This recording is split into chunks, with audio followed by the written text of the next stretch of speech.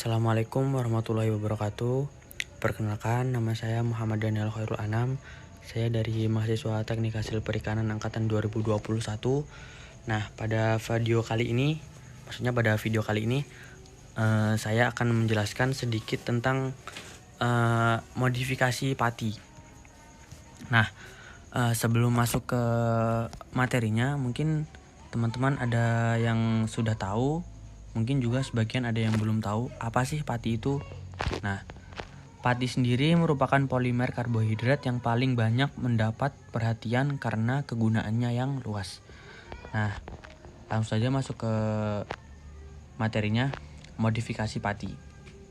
Nah, modifikasi pati adalah proses yang mengubah sifat fisik, kimia, atau fungsionalitas pati alami. Tujuan utama dari modifikasi pati dalam industri pangan adalah untuk meningkatkan kualitas produk dan memberikan keuntungan tambahan seperti peningkatan tekstur, kestabilan, viskositas atau kekentalan, daya serap air, dan daya simpan.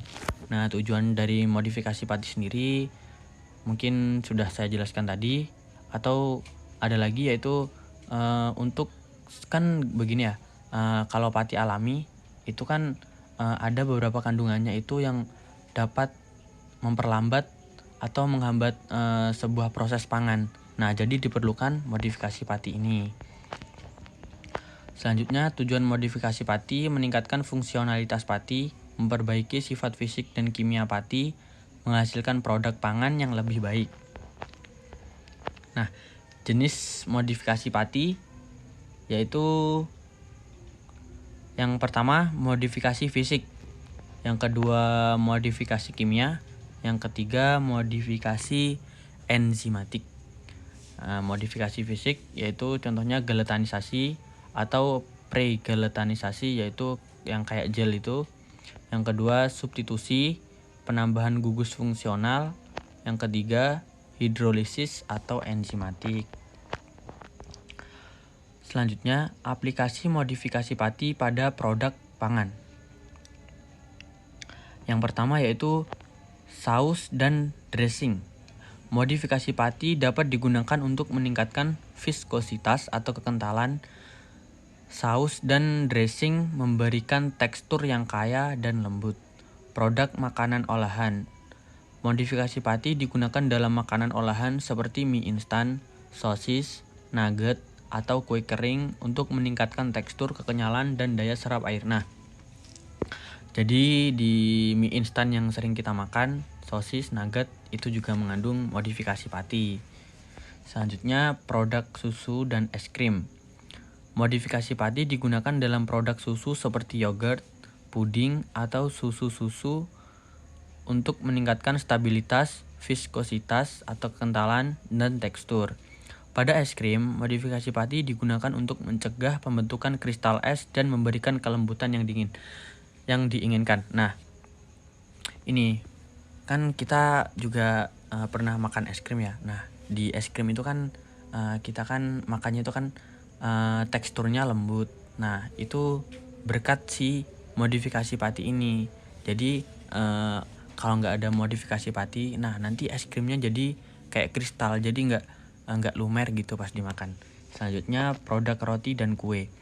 Modifikasi pati dapat digunakan dalam pembuatan roti dan kue untuk meningkatkan kekenyalan adonan, volume roti, dan tekstur produk, membantu menciptakan roti yang lebih lembut, empuk, dan kue yang lebih mengembang. Selanjutnya yaitu makanan beku dan pencuci mulut. Dalam produk makanan beku seperti es krim, sorbet, atau mousse, modifikasi pati digunakan untuk memberikan tekstur yang lembut, kekentalan yang diinginkan.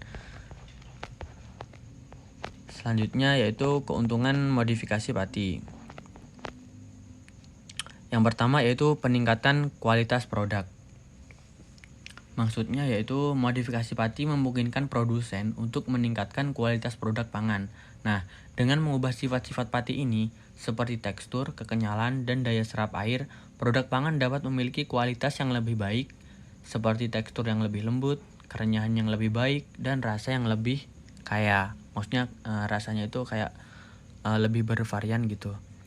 Selanjutnya yaitu stabilisasi dan peningkatan daya simpan. Nah, modifikasi pati dapat membantu memperpanjang umur simpan produk dengan meningkatkan stabilitas dan ketahanan terhadap perubahan fisik dan kimia. Ini membantu dalam mengurangi kerusakan produk, pembusukan, dan penurunan kualitas selama penyimpanan dan distribusi. Perlu diingat, maksudnya itu bukan meningkatkan kualitas ya. Jadi di sini tuh dia menstabilkan atau kualitas dari produk itu sendiri dia itu stabil. Jadi kalau mau turun itu diperlambat. Nah, jadi nggak ada istilah meningkatkan kualitas tapi menstabilkan kualitas. Selanjutnya yaitu pengendalian viskositas dan kekentalan. Modifikasi pati ini memungkinkan pengendalian yang lebih baik terhadap viskositas dan kekentalan dalam produk pangan. Ini penting dalam produk seperti saus, dressing, atau saus tomat, di mana viskositas yang tepat diperlukan untuk penyebaran yang baik, penggunaan yang mudah, dan pengalaman sensoris yang memuaskan. Selanjutnya, penyerapan air dan pemeliharaan kelembapan.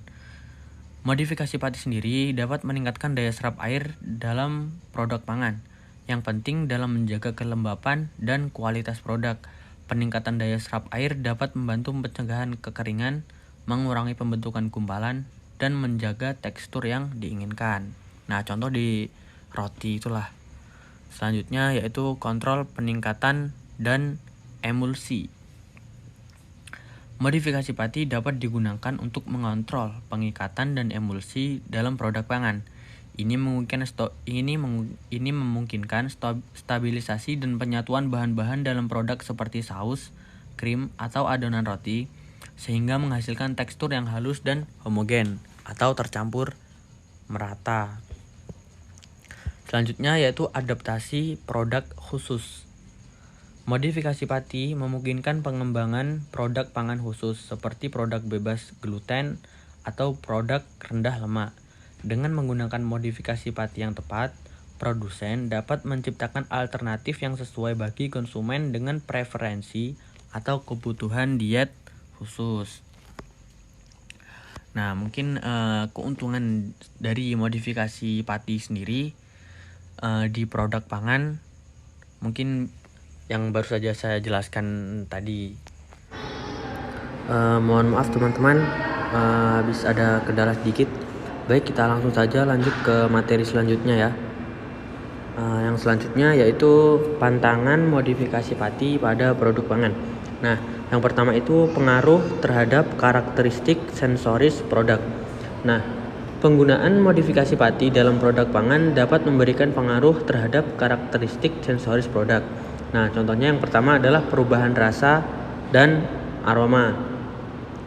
Modifikasi pati tertentu dapat memberikan pengaruh pada rasa dan aroma produk. Beberapa modifikasi pati mungkin memiliki rasa atau aroma khas yang dapat mempengaruhi karakteristik sensoris pada produk akhir. Nah, oleh karena itu, penting untuk memilih modifikasi pati yang tidak mengubah rasa dan aroma produk secara signifikan atau melakukan penyesuaian pada formulasi untuk mempertahankan karakteristik sensoris yang diinginkan. Nah, selanjutnya yaitu perubahan tekstur. Modifikasi pati dapat mempengaruhi tekstur produk pangan. Beberapa jenis modifikasi pati dapat memberikan kekenyalan, kerenyahan, atau kelembutan yang berbeda pada produk. Nah, itu untuk poin yang pertama. Untuk poin yang kedua yaitu pengendalian biaya dalam penggunaan modifikasi pati. Nah, biaya bahan baku contohnya. Beberapa jenis modifikasi pati memungkinkan memiliki biaya bahan baku yang lebih tinggi dibandingkan dengan potensi konvensional. Nah, biaya ini dapat mempengaruhi margin keuntungan produsen jika tidak dikelola dengan baik. Produsen perlu melakukan analisis biaya dan manfaat yang cermat untuk memastikan bahwa penggunaan modifikasi pati memberikan nilai tambahan yang sebanding dengan biaya yang dikeluarkan. Nah, jadi harus 50-50 lah minimal. Nah, selanjutnya yaitu proses produksi yang rumit. Penggunaan modifikasi pati tertentu dapat memerlukan proses produksi yang lebih rumit atau peralatan khusus. Nah, jadi dibutuhkan peralatan-peralatan yang khusus untuk modifikasi pati sendiri. Hal ini dapat meningkatkan biaya operasional dan investasi yang diperlukan untuk mengadopsi modifikasi pati. Produsen perlu mempertimbangkan aspek operasional dan investasi yang terkait dengan menggunakan modifikasi pati, termasuk perubahan dalam aliran produksi, pengadaan peralatan, dan pelatihan karyawan. Nah, untuk selanjutnya yaitu ketersediaan bahan baku dan keberlanjutan. Nah, mungkin sudah saya rangkum di penjelasan sebelumnya tadi ya. Nah, langsung kita lanjut saja.